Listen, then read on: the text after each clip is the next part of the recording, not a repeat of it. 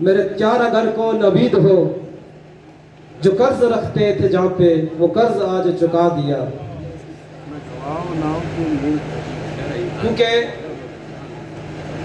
वक़्त की कमी के बायस मैं कुछ ही बातें करके आपसे इजाज़त भी चाहूँगा, क्योंकि पंडाल में बैठे ये सीनियर लोग इस बात पे बखूबी रोशनी डालेंगे।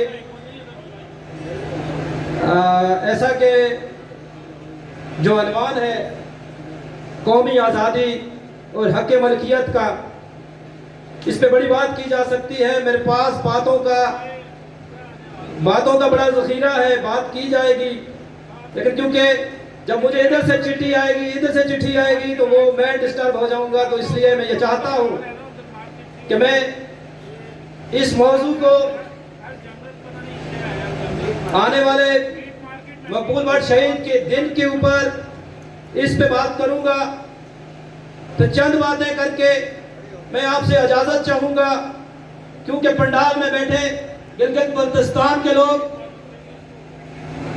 यहाँ मौजूद हैं।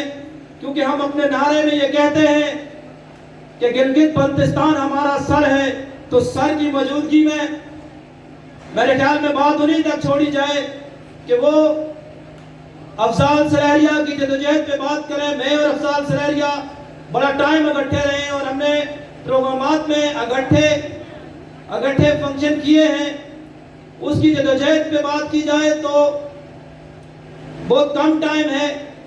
उसकी जदोजहद एक दरकशा सितारे की तरह थी, किसी से कोई अख्तलाफ न था। इंसान दुनिया में आता है, मर जाता है।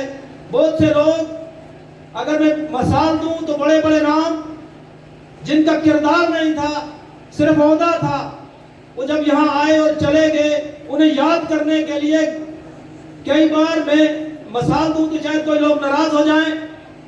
इस रियासत के वज़ीर-ए-आज़म और सदर रहने वाले को 11 साल के बाद यहाँ एक छत्तर में झंडी लगाई गई है। तो लेकिन जिन लोगों का किरदार होता है वो अफजाल सरारिया की तरह है,